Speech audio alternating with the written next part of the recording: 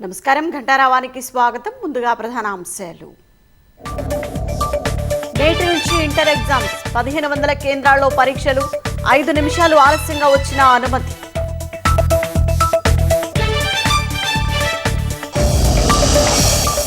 అంతర్గత విభేదాలను సహించేది లేదన్న మీనాక్షి నటరాజన్.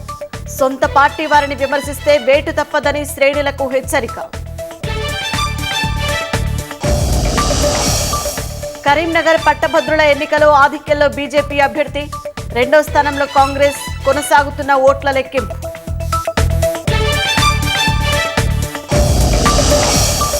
ఎస్ఎల్బీసీ సొరంగంలో సహాయ చర్యలకు ఆటంకాలు. నీటి ఊటతో పనులకు విఘాతం. కన్వేయర్ బెల్ట్తో వ్యర్థాల తరలింపు.